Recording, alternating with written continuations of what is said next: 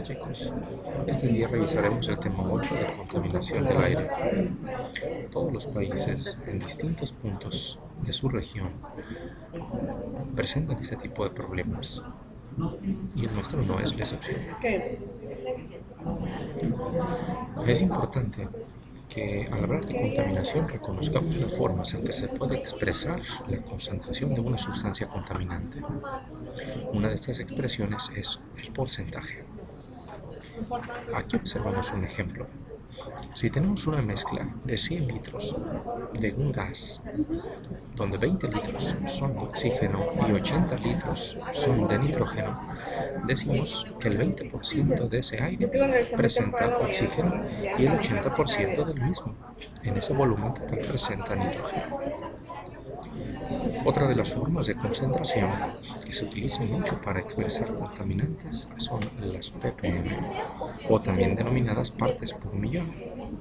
El ejemplo que ustedes observan aquí representa el dióxido de azufre, en el que un litro de esta sustancia se mezcla con 999.999 litros de aire limpio. Esa mezcla genera una mezcla de 1.000.000 de litros de aire contaminado, el cual se dice presenta una parte por millón, o ppm, de dióxido de azufre. Ambos tipos de concentración son los que se utilizan básicamente en contaminación del aire.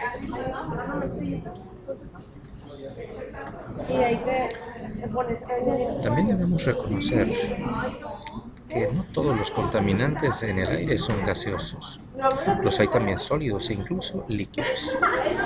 Además, el tamaño de los contaminantes puede ser muy variable, desde una 10.000ª de micrómetro, como es el caso del hidrógeno, hasta alrededor de 1 milímetro o 1.000 micrómetros, como son los granos de arena de playa o las gotas de lluvia. Dentro de estas dos unidades de medida se encuentra la mayoría de los contaminantes del aire. Estamos hablando, por ejemplo, de los virus, el humo del tabaco, algunos polvos y bacterias y otros. Los contaminantes gaseosos que se presentan en el aire se pueden dividir en grandes grupos. Aquellos que presentan carbono, por ejemplo, están representados principalmente por el dióxido de carbono y el monóxido de carbono. El primero, el dióxido de carbono, está presente de manera natural en el aire. Sin embargo, la producción excesiva de esta sustancia debido a la combustión por petróleo, carbón y gas natural provocan daño al ambiente. Estas moléculas se absorben o permiten que se absorba rápidamente la radiación infrarroja del sol, por lo que mientras más dióxido de carbono haya en la atmósfera, más calor será absorbido y por lo tanto más calor se sentirá, como es el ejemplo en el derretimiento de los polos. El monóxido de carbono, por su parte, es una sustancia sumamente tóxica. La principal fuente de producción son los escapes de los automóviles. La concentración máxima que es permisible es de 50 partes por millón y a una concentración de alrededor de 1.000 partes por millón o más puede producir la pérdida de conocimiento en 1 hora e incluso la muerte en 4 horas. Los siguientes compuestos que contaminan el aire son el que presentan carbono, hidrógeno o carbono, hidrógeno y oxígeno.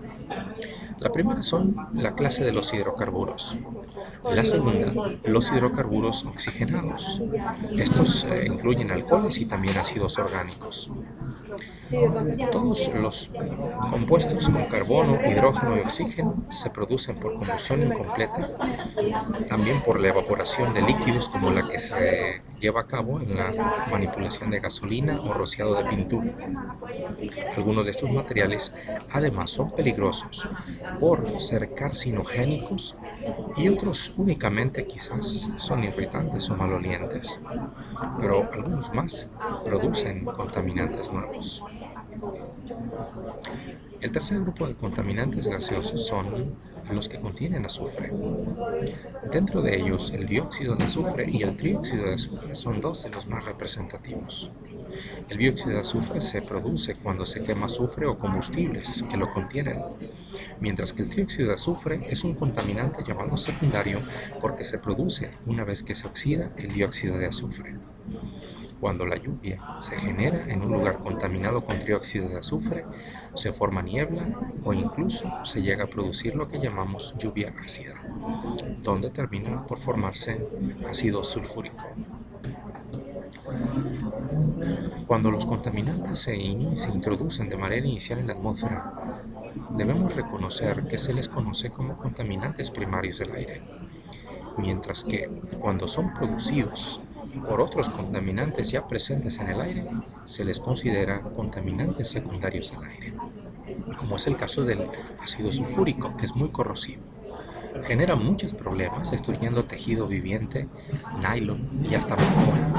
Y la niebla de ese ácido puede presentar gotitas que van desde 1 hasta 4 micrómetros de diámetro, lo que favorece la introducción de estas a los pulmones.